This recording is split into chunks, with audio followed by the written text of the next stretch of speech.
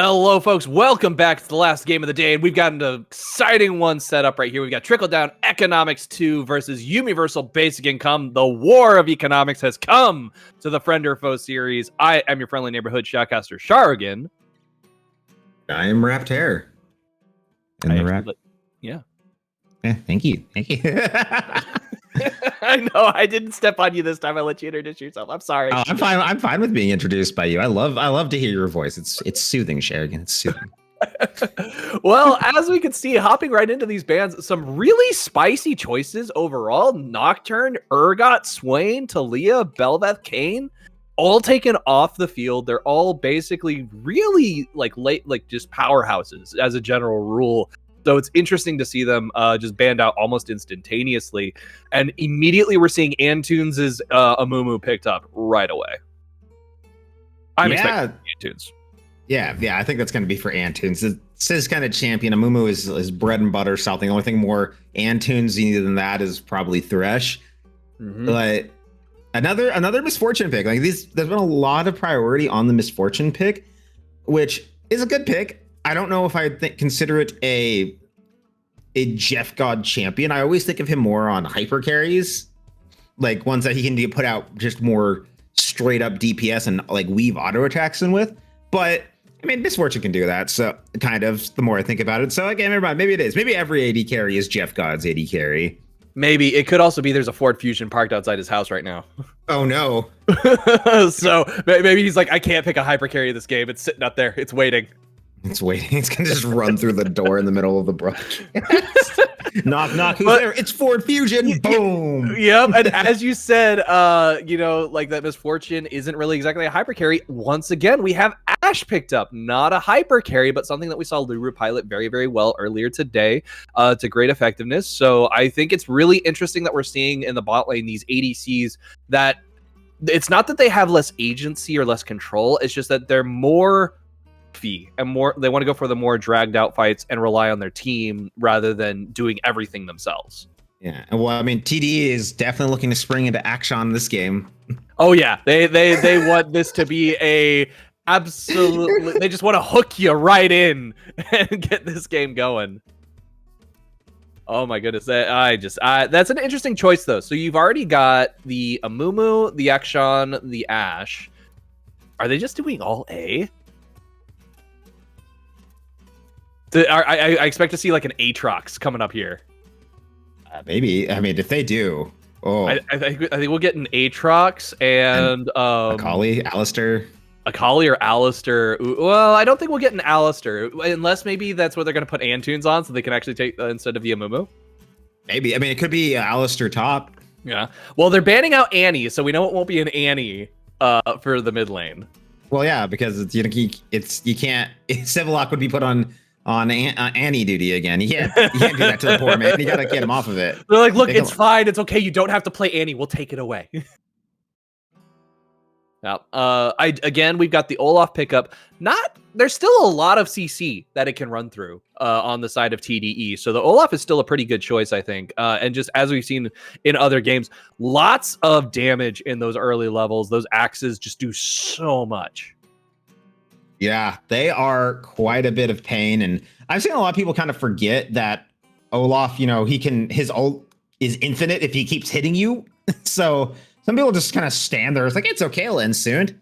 It'll end soon. Why isn't it ending? Why is it? Oh God, there's a Vex coming at me. Oh God. And then they just die because they took so much already. And good follow up though with the Vex. A Vex would be a great finish. And I like it because now you get a lore matchup. We get Vex versus Akshan. Yep, Vex versus Akshan is going to be a interesting choice right there. We have a Vel'Koz coming out, so it's breaking the A train. So we're not going to be getting all of the A's coming out on the side of TDE. I think that was just a happenstance. With the Vex pickup, I do think Civillock probably is going to be liking that a lot more. There's a lot of agency in that champion, so I expect to see him roaming around the map and doing a lot of work in these side lanes. The Viego is going to be another interesting choice if they decide to pick this up, because that would mean that TDE has basically only the Amumu as their front line.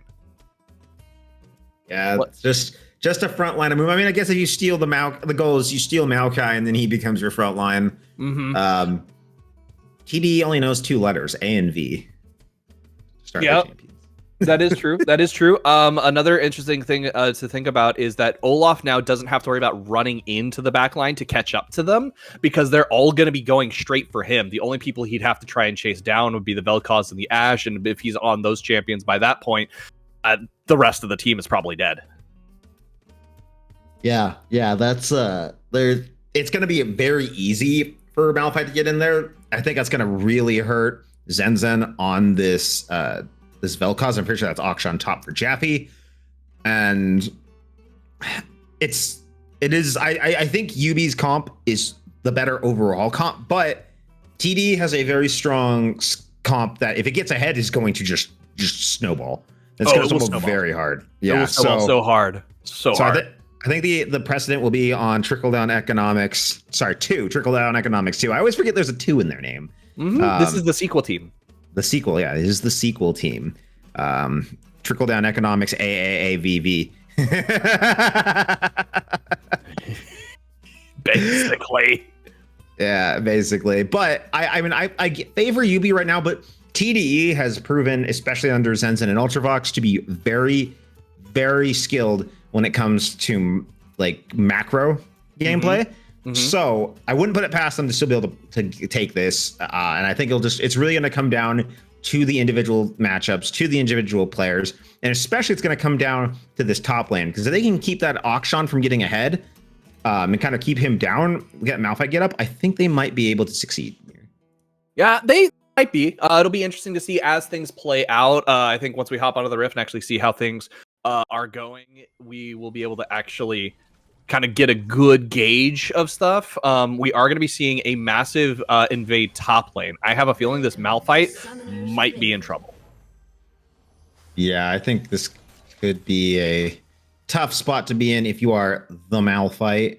They're sneaking around. They're trying to sneak around. UB sees them. Red's like, oh no, I've got to run. Trying to get around. It does look like Ultravox and Antunes want to continue this, but unfortunately they're because they're spotted out. Red, why did you have to step out of the bush into proper positioning? I do not appreciate you not giving us a massive first blood.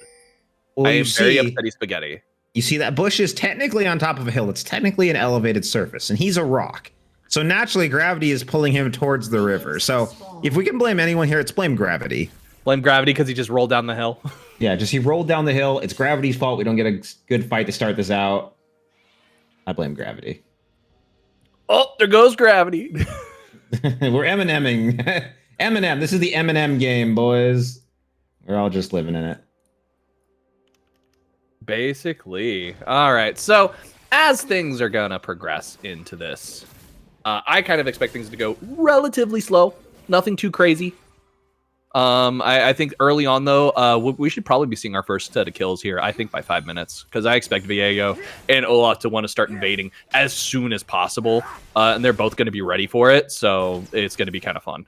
I agree. I think we will see early blood. I think it's going to be in the bottom side. I think both teams, knowing that there's so much immobility in the bottom side to get out of fights, that this is where they're going. You get to see they started their pathing on the top side. So they're both aiming to come down here, level 3, hit that bottom lane, try to get an early gank, and try to snowball it from there. While we saw the Ashe kind of carrying last game, wasn't a hyper carry, still sign that he's a big threat if it gets ahead, as is the misfortune. And even if they don't, he carries. Ooh, but Brian... Talking about early engages right there, Brian saying, engaging onto the Antunes, being like, look, I know you want to fight, but I want to fight too. I'm going to fight them all. Let's go. Fights galore. But, you know, I feel bad for it. I remember the last time we saw Brian play, he was also on Maokai support, like last season. I mean, not last season, the last season that we saw him play, he also had Maokai duty. I mean, Brian's always had Maokai duty. And they're still, even after the changes to get him out of support, they're still putting him on Maokai duty. Basically. There's like very little that he can do. Yeah. It's like Civillock in Annie jail. Civillock in Annie jail. Or any mid laner. Any mid laner for YUBI is always going to be in Annie jail. Well, it's not. If it's not Lollylytics approved, you can't pick it on YUBI. So. Do we call that Lollylytics then? Yeah. I don't want to call it that. I ain't calling I it don't that. know either. I thought that after I said it. I'm like, we should maybe let's not call it LOL. Yeah, let's not do that. Talking about this game right here, Jaffe in the top lane on the Akshan. That's again, this is where when we were looking at their comp, I was like, this is really interesting and really squishy because I expected the Akshan to go mid. Unfortunately for Ultravox right here in this fight, Jeff God Gamer does a lot more damage than an early game Ashe. But look at that flash heal coming out, and that means that we're going to be seeing a survive in the bot lane. Very well played by TDE, but they are having to burn the heal on the Ashe, but that's the flash gone on the Misfortune. Yeah, flash down for Misfortune, but outside of Antunes, there isn't a lot of CC, at least into level 6 for this team to follow up on.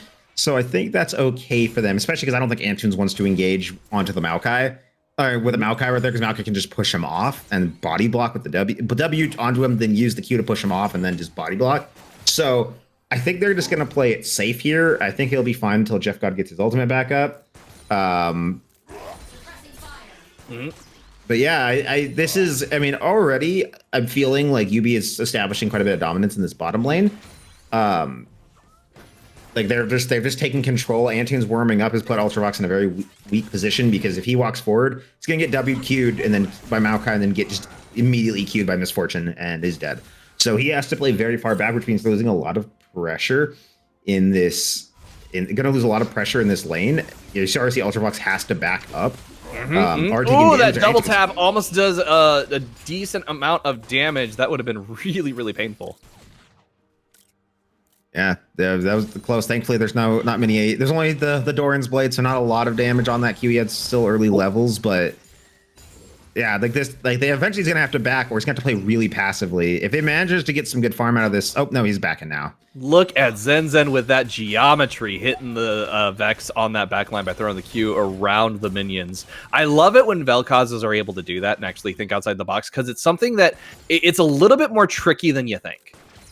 Oh, absolutely. It's really hard. I don't have the geometry skills. I can't do that. I am not a mathematician, my friend. Ooh, nice engage under this tower. Jeff God is going to get brought really low, but Brian Sang's going to take that tower aggro, so they're going to be the ones doing a lot of work under there. We are going to see the flash engage. Brian Sang is going to be trying to get away with their life. We do see Leaves looking for the engage, looking for the target. Brian running towards this tower, trying to survive long enough to get the execute. Does he get it? He does not. Ultravox manages to pick up a kill posthumously, so they are able to get something out of that.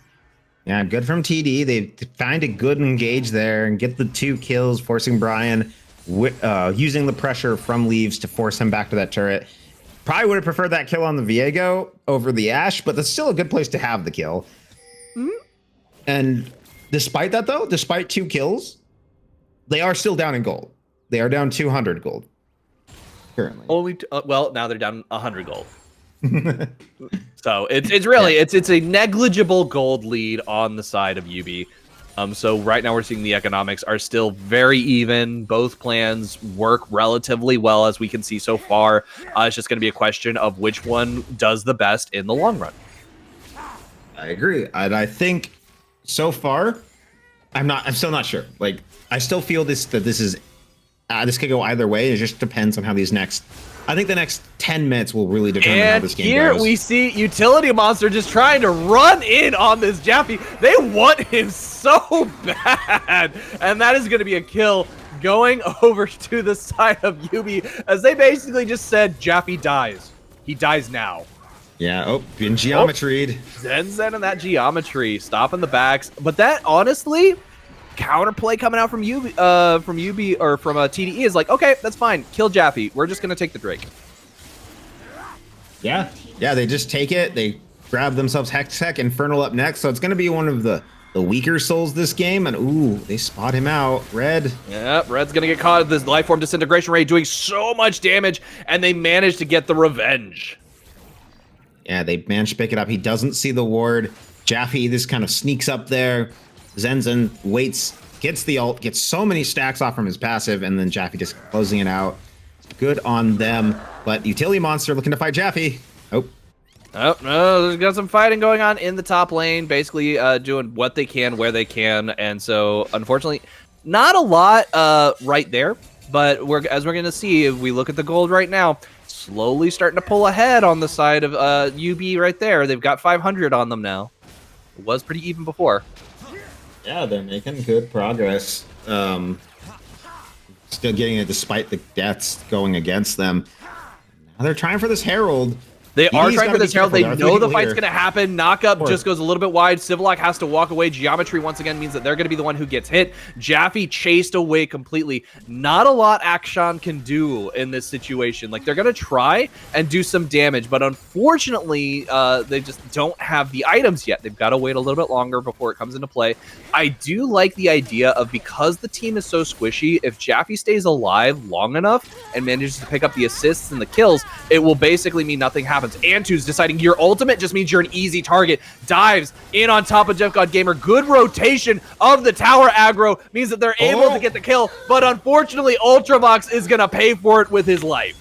Yeah, Jeff God knows he's going down, so he drops the E so that he can just slow him down, go for the Hail Mary on Ultravox, and they trade 1 for 1.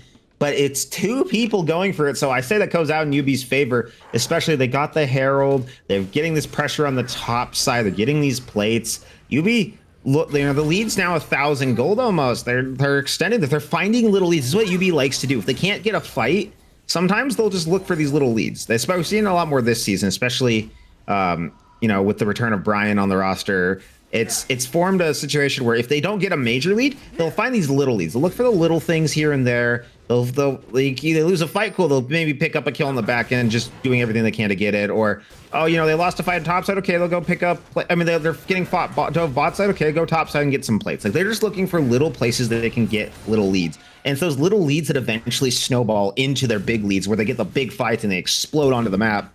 And I would expect to see it, you know, next 5 minutes or so that happen. But now Antunes on Brian. We got Antunes catching the bandage toss on that top end of the hitbox, just kind of like snapping it over to Brian saying.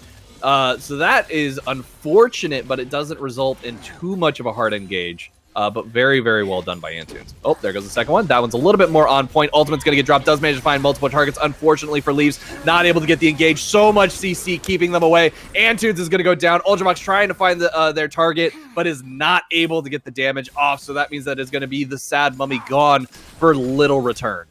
Yeah, it was a good attempt, but unfortunately, a little too far ahead for Antunes, and he gets taken down. They don't respect the healing coming out of the Maokai, the power of that ultimate. Level 6 doing so much work there. And now UB 4-4 right now, still with the lead, dragging up in a minute and a half. I think that's where this game is going to blow wide open. We're going to see the Lifeform Disintegration Ray drop. Civillock taking a decent chunk of damage, but does not take all of the true damage. So they're able to do fairly well. Now we're going to see Olaf take that top Scuttle Crab, basically setting up another dive, I think. Antunes already with the early rotations. There we go. Leaves once again returning on to Jeff God Gamer. Jeff God is so low. Ultravox has to be really careful. He's going to take the aggro from the minion. Oh, no! Oh! He gets the kill. Jeff God picking it up. Oh, Ultravox, you hate to see it. Jeff God reincarnates into the minion and goes for broke and picks up the kill on Ultravox. A good dive, though, coming out of TDE. But the minions do the work for UB. I saw him walking towards that minion wave, and I was like, this is going to be really, really bad. That was a exceptionally well-placed ward in that bot, that bush right there in the bot lane. Like, that is what did it, and that was just very well done by Brian Sang. I'm pretty sure he was the one who placed that one. I think he did. Ooh, Jaffe getting jumped on by Red. Red's just like, look, you stayed way too close to me. You're going to try and run away, but I can just slow you for days. Just slaps him around rock style. Oh, Rift Herald getting dropped in this mid wave. Oh, the fear dropped onto Zen Zen means that they aren't able to get the ult. Aren't able to get their shots off too quickly. We now have 4 members of UB in this mid lane trying to force the fight. The CC immune Olaf does start the engage. He's taking multiple tower shots, though. Does manage to get shut down by the Amumu, who picks it up with the Curse of the Sad Mummy. Civillock now under tower is getting caught. They're taking damage, but unfortunately the disengage is strong enough on the side of UB, so they're able to run away. But look, we can see right here that TDE is still hungry for it. They want to continue this fight. Antunes throwing a blind hook. Doesn't find the bandage toss there, but that is okay. And that is going to be this fight slowly winding down, but Leaves is still wanting it. He's trying to find his target, sees UB Red once again stepping out just a little bit too early, And unfortunately, that means that fight is going to end with just the death of Olaf. Yeah, just one death, one kill, but still a good position to be in if you are on the side of TDE. Dragon is up, and Utility Monster herself to walk over, but oh, they're looking for Civillock. Hex Flash Amumu does actually jump into this bush, and we're seeing right here the amount of damage that comes out from Red, from Brian saying, we've got another, this is the second Malphite Maokai game, I think, isn't it? Yeah, I think there was a Malphite That is an interesting combo that we've been seeing lately. Yeah, last time it was jungle top, this time it's support top, but good combo. TDE, they've got to be careful, though. They're trying to kind of push towards this dragon, but they're just letting it go down, not even contesting it, and it is going to go over to YUBI. I feel like they wanted to contest it, but they just weren't in the position to. Life Form Disintegration rate means Civillock's life is almost forfeit. Doesn't manage to find it. The arrow does so much damage, but it's not enough. Vex is going to get out of there. Unfortunately, she's still alive, much to her own chagrin, and that means that Civillock is going to be able to back and be okay. There's no minions to kill him. I don't know if you saw that, but he got done with the stun and just kind of continued to stand there. Yep. I don't think he realized he even got hit with the arrow. Yeah, that was so close. This is a game of like single digits. It's like what, the second kill now that's come down to the single digits. Yep, it was so close. Oh my goodness. No one, unfortunately, Vex is getting that medal. Ultravox is not. Yeah. Civillock is getting those points. Jaffe, those stacks just do no damage. Yeah, no damage at all.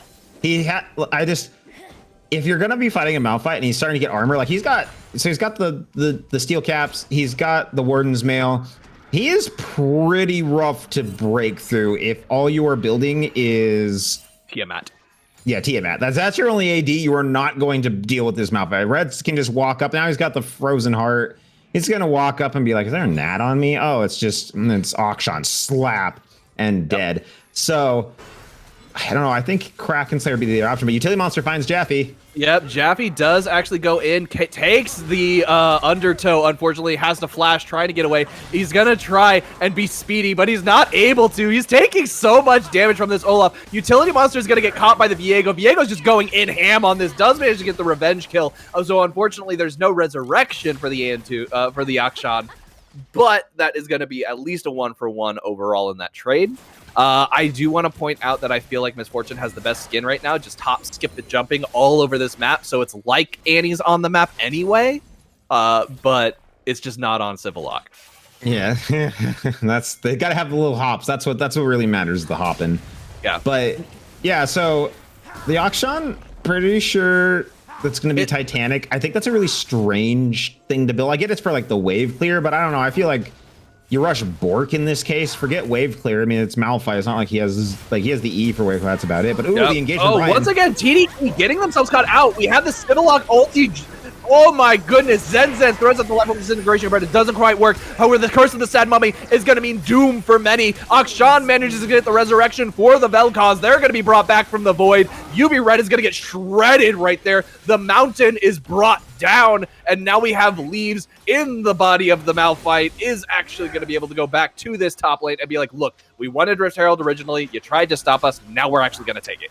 Yeah, they tried really hard, YUBI did, to force that fight, but they just did not have the numbers. It's basically a 3v5. And ooh, bottom lane. Bottom lane, there's a nice fight going on. Civillock's brought very, very low, and the smack from the tentacle is going to pick up the kill. We are now seeing that Utility Monster wants to go in for this engage, just trying to delay it long enough. They are going to go CC immune, which means they're able to just run away. So it's finally giving up the Rift Herald, but that means that it's going to finally go over to TDE. They do manage to pick up the second one, which I'm sure they appreciate. Yeah, and this game is now dead even. It's like 5 gold difference between these two teams, and you know, this is what happens. You know, you force an aggressive fight. YUBI thinks they have it. They don't realize the numbers that are there, and they unfortunately aren't able to deal with it. They don't have Utility Monster or Civillock there to really get that peel. Now, I'm trying to remember what the stats are, but isn't it something like if YUBI loses a tower, they lose? Like, isn't that what it is? Like, in most games, they don't lose a single tower. Like, I forget what the percentage is, but essentially, the number of games that they've won is a greater percentage where they just don't lose a single tower.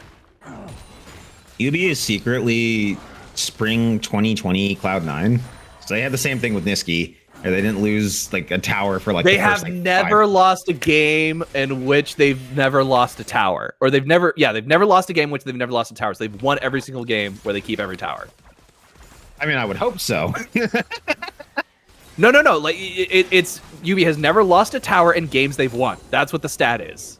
Oh, yeah. Okay. So that's more. I thought you were saying they've never lost a game. They never lost a tower, and I was like, well, of course not, because they didn't lose a tower. You can't get to the next without the towers. That makes much more sense. I want to know what the percentage of games though is that they've won in which they've lost at least one tower.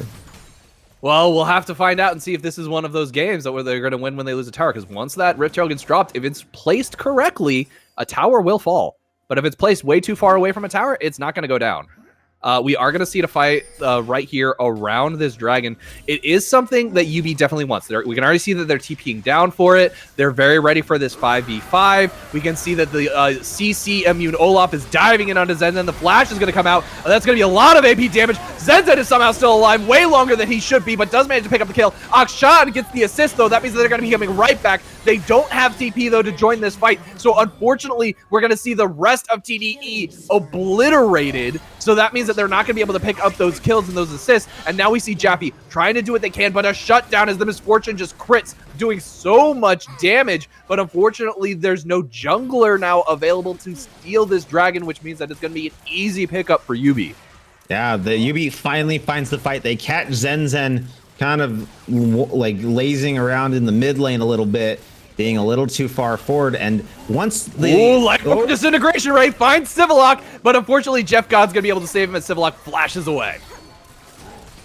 Yeah, I was gonna say, like, he didn't have the life form disintegration ray in that fight, so he couldn't really turn and get all that true damage out.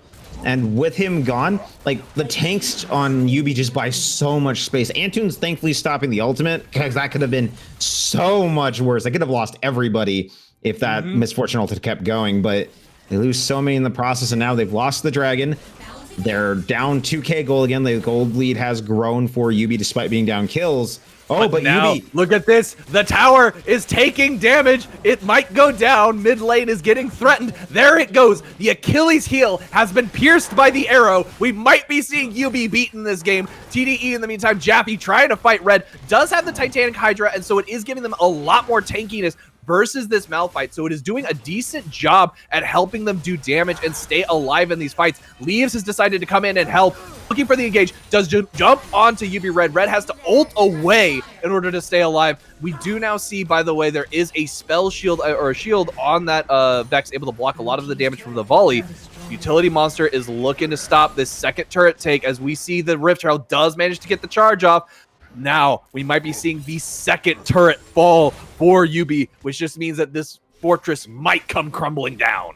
yeah, there's the 100%. I've been told they have 100% loss rate when they've lost at least one turret. So not looking good for them there, but they are still up gold. There is a chance. There's still the chance like YUBI could still break a record, could finally break their streak of losing games to lose any turrets in. But it's just going to depend. And I think a lot of it's going to come down around this Baron. You know, this dragon is going down. The arrow coming through. It does come through. Leaves looking for the engage on the backline, going straight for Jeff God Gamer, jumping right on top of them. They don't have the ultimate, so Leaves is not able to do much, but they are able to pick up that kill. They do go invulnerable, picking up Leaves. Brian Sang taking so much damage. The ultimate getting dropped once again, as we see that the Viego does manage to do a lot of damage, but Utility Monster trying to do something as well. Not able to. The Ragnarok, the end times have not come for TDE. They have survived even longer, and then we got something going on here in the bot lane as well. Yeah, what happened there? I just realized Civillock died down there. I'm not sure what happened, but let's watch this replay on the top side. Jeff and Brian, they think they have this turret. They're secure. They don't see Leaves. I mean, they hit him with the plants. They know he's there. But the Ash arrow just weaves. Brian just dodges at the last second and lets Jeff take it. And it's so far away, he just gets stunned up. He gets all that damage out, but it's just, he's too low at that point. And once the resets come in, it's just not going to work out. Utility Monster manages to pick up two. I mean, this Olaf is insane, but once he kills them, he's not able to get that hit onto Antunes fast enough to reset his ultimate. And without that down, he can't really chase down Ultravox and just falls and it just gets run, like just kind of blasted down by the Ash. The bottom lane still don't know how he died there. I'm guessing the ultimate, the disintegration rate from Zenzen. 2 turrets more now for the side of TE. They've taken YUBI looking shaky now. The outer walls have been breached. They have to retreat to the keep now. They're starting to have to fall back to the second layer, and so unfortunately, YUBI is seeing this game get taken out of their grasp. It's going to be a question, do they have to wait till the third day to look to the east and see Gandalf rising to their rescue? I'm not sure, but I have a feeling Utility Monster might just be that hero. He might be. Yeah, it's kind of, at this point, like, a lot of this is on Utility Monster. He's such a threat in these fights. If they can get a team fight with him, like you saw right there, he basically 1v4'd and got 2 kills. Finds the mouth fight. He's going to be caught out, and he's going to get knocked up. He has to ult to try and get away. Leaves, looking to continue this. The geometry finds its target, causing a slow, which forces the flash out. That could have gone very poorly. I don't know why Red walked right back into him. Like, you're already out. Why would you walk back? You know the Vel'Koz is chasing. You know there's targets coming after you. Why would you even give him the opportunity? Flash down. I mean, he is safe at least, but now like he's gonna have to probably burn teleport to kind of help them out in this lane. Okay, he's gonna walk up there. I love that Zen has the Banshee's Veil. Like that is gonna be so useful for them here momentarily. Oh, look, Jeff God. Leaves trying to get onto Jeff God. The cleanse is going to get dropped. The bandage toss is missed, but unfortunately there's a second one as we see Leaves pick up the kill. Jeff God brought down as unfortunately the Bunny Misfortune has now joined the side of TDE. Red is okay with that though, as he's going to jump in onto the Antunes, but that is going to be a devastating pickup against YUBI. TDE is starting to take this game and run with it. Yeah, this is getting a little out of control for YUBI. TDE playing this map so well. YUBI, the curse, the turret drops and they just start struggling around the map. It's cursed, man. These turrets, it's all in them. Once the turret's gone, it's just like it's like a hole in like a tire. Just all their luck and everything just kind of runs, just deflates out. It's that puncture in the tire, exactly like you said. And as we're looking at this game start to play out, it's kind of interesting, I think. We've got the next dragon coming up here in another 30 seconds. And we've already seen positioning by TDE. They're looking to go in hard on this. Brian saying might be overstepping. He might be walking straight into Leaves here. He might, but he is. Oh, no, he's going to be able to get away. Yeah, it's just dropping plants around. They didn't see that ward behind them, though, so there is a possibility for Jaffe to TP in behind. I don't know if you really want to do that with Akshan of all people, but there's an opportunity. Oh, Brian. Well, the Tank Sean does have the Life Orb Disintegration where he's going to find multiple targets, doing so much damage, but unfortunately the Misfortune ult is going to be doing so much work as well. Nice stop on the Vex. The Ash Arrow finds its target, but it's going to be too little too late as the rest of the members of YUBI jump in onto TDE. Antunes gets caught out by the Vex ultimate right there, and they're going to be dashed in on Flash from Ultravox, means that they're able to escape. But that means that, unfortunately, this dragon is going to fall and to go over to the YUBI Versatile Basic Income. If we look at this gold now, it is now 1K almost on the side of YUBI. So there's still, it's a neck-and-neck game. I thought that was going to go so bad for YUBI. Brian went over and he takes out the barrier and he doesn't W onto the Vel'Koz. And it's like, oh no. But despite going down, Utility Monster just runs him down, guns him down, and the Ash Arrow, it hits Civillock, but by that point, Jeff God's already got the ult across the entire team of TDE, and Ash is just not there. Ultravox is not there to put out any DPS, and in a 5v4, despite the strengths that they've had, like they need their whole squad there. TDE needs that team, the whole team there to be able to put out damage and to meet multiple threats, but YUBI, they're finding life, they're finding a breath in this game. Yep, they're still in this. Like, just because they've never lost a game in which, or they've won every game in which they never lost a tower, doesn't mean that they can't win without them. So, like, that's still a possibility. I just blame Anti. She's jinxed the curse. Yeah, apparently. All right, now the thing is that TDE has got to make sure that they can find the Olaf. If they can't get the Olaf and obliterate him before he has a chance to start running down their team, it's going to be a huge problem. But look how tanky he is. He's already got so much health. Yeah, he's such a big Olaf. He's so hefty right now. He is a big beefy boy. Gonna be so hard for them to deal with. And now they're heading over towards Baron. They don't see that ward though in the river, so they do know that they're around here. Oh, they're already starting it up, I think. Nope, no, they're just kind of hovering over right next to it, moving back and forth, trying to make it look like they're actually doing the Baron, while in fact just not, which is kind of fun. Oh, they're just hopping over the vision. That's what it is. I could only see it on the mini map at first, and it looked like he was, but you're right. You're right. They are just baiting utility monster though. Yep. Utility monsters like, I see my targets. I see the squishies. I will kill them. And wait, I'm taking damage, so I'm gonna have to go golden in order to stay alive. But we have the Jeff God ultimate to create some space, separate out the enemy team. Brian Sang getting caught out on the back line as Leaves is getting, hey, we might actually be able to pick something up here and make this worthwhile, but they can't because Malphite is like, you're going up in the air while we kill you. Antunes taking so much damage. The Jeff flash God. cleanse coming out from Jeff God Gamer to pick that up. The geometry, though, is doing damage as we can see Zen able to hit things from the side. Unfortunately, Jaffe's ult can't find a target to execute as it just pummels into red, which means that now we're going to see all 5 members rotate to this Baron and just burn it away to nothing. Utility monster finds the Ashe. They find Leaves trying to make something out of it on Brian, and now they find the Baron. YUBI, 3,000 gold up, find themselves in such a better position than they were a couple minutes ago. They are trying to overthrow this curse. They are trying to throw off the turret loss means loss for us curse, the meme. They are trying to end it here. I think it's going to happen around. TDE, they need to reestablish their lines. They were doing so well at the beginning, but also like we said in the, in the draft, like this team doesn't have a tank. It's just Antunes. Unless they steal Malphite or Maokai or Olaf, like they just don't have tank stats. So they're just getting shredded in a fight. They get so much damage out, which means nothing when you can't do it. I mean, you're having your Akshan build tank, but ooh, they caught out Brian. Oh, they actually managed to catch it. Brian's going to get knocked up in the air and take a lot of damage, but it's not going to be enough. As we see, the Maokai ultimate drop means Jaffe's going to get stunned and locked down. Antunes trying to save their buddy, but not able to do it. And we just see the rest of YUBI come in here, obliterating them one by one. Zen manages to pick up the kill on the Misfortune, but it's not going to be enough as we see the flash coming out from Civillock to pick it up with an auto attack. And that is just going to be a huge Baron push now coming out as Leaves is the only member left. There's nothing he can really do to defend the turret, so he's just got to try and find other resources, other ways to kind of get themselves ready for the next fight and hopefully be able to stall things out while these death timers tick down. Yeah, YUBI with such a big fighter. They thought that Brian had been taken.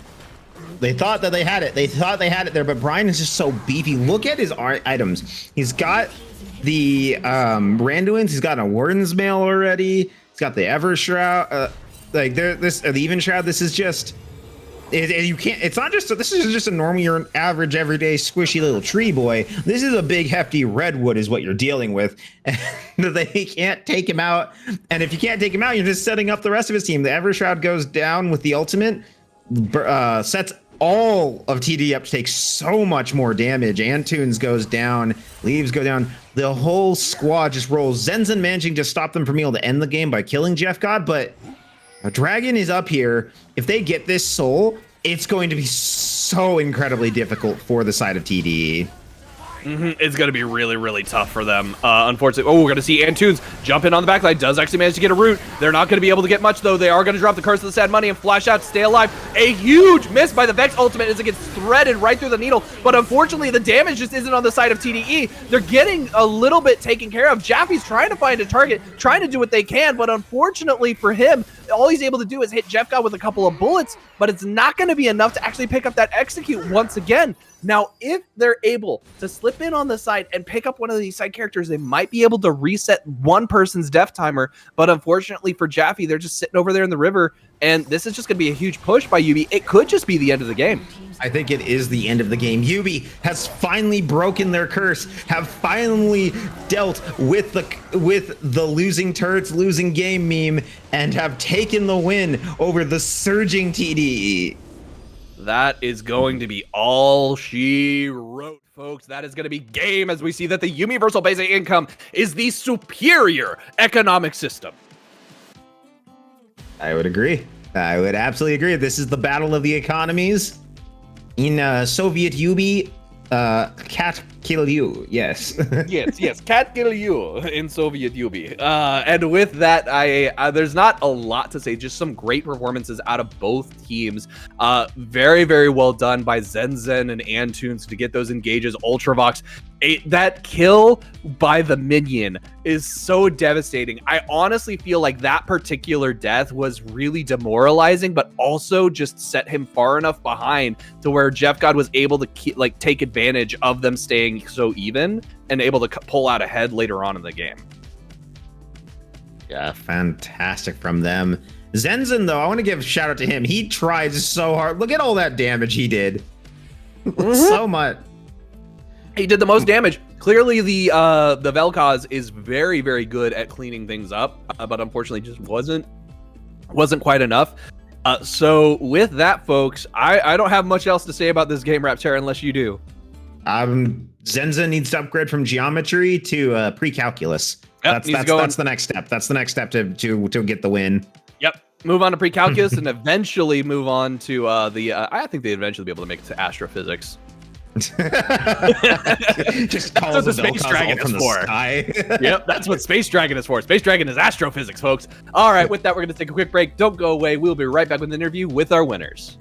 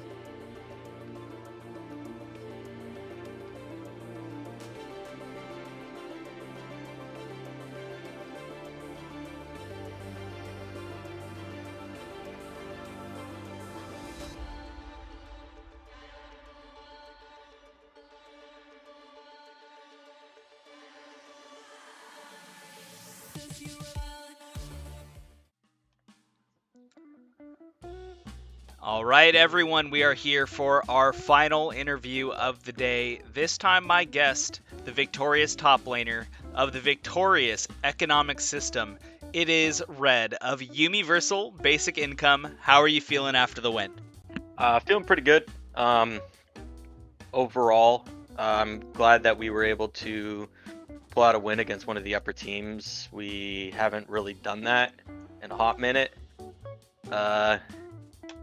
Yeah, felt good. Let's dive into the game itself. The draft was pretty interesting. Looking at their side, of course, seeing Zenzen get the Vel'Koz, that's a special out of his field.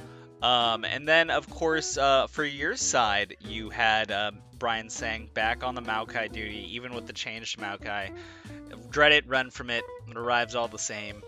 Vex, love to see Vex seeing more play. We've been seeing it in Worlds as well. And then Jeff got his hands on MF, Olaf for Utility Monster. And then you had the matchup into the Akshan in the top lane with Malphite. Talk to me a little bit, if you would, about your thoughts on the draft that you folks put together, what you ended up against. Yeah, I mean they initially, or Maokai is just a really good flex pick, especially for UB. They ended up picking what essentially amounts to like 380 carries if you count Viego, and then a Vel'Koz. So Malphite was a really good angle in the latter half. Um,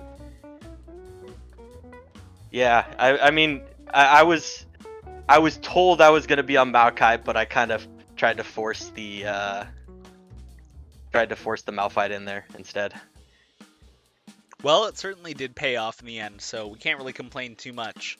Let's take a look at how the game played out. I do want to start with, of course, overall, it was a very back and forth game, very, very big scraps and skirmishes going on back and forth in that game. But it did seem early that the dice were coming up TDE a little bit, and of course, Jaffe was got some early kills there that made it a little scary. Talk to me a little bit, if you would, about the early game and your folks' mental as you guys were playing out this early game. Yeah, I think we tried to take too many skirmishes, which I don't hate. We've kind of been rolling over a little bit in our losses, so I'm happy to see some more proactivity. I just wish it wasn't on such a kind of inactive top side, because a lot of our champions just want to like really fight, and then there's Olaf who does want to skirmish, so we kind of had a little bit of anti-synergy there, where like Vex and Malphite want to wait for the big ults and snowball through the team fight.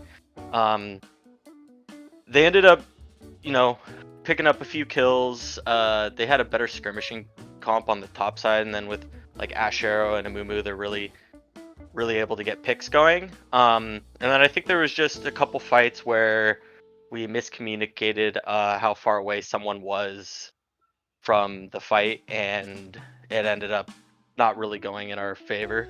I do wish that maybe we could have taken it a little bit more slowly. I didn't really get to utilize the counter pick. At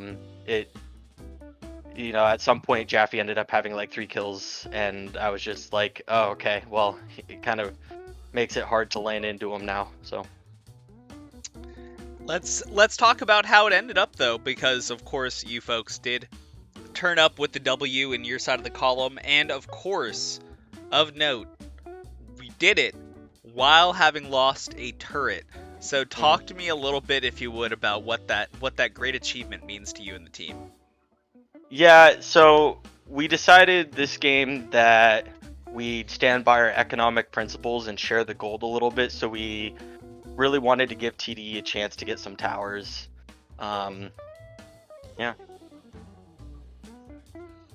Right on. Well, I appreciate you going out on your shield, so to speak, and spreading the wealth.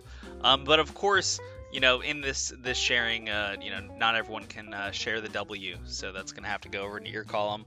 L for them.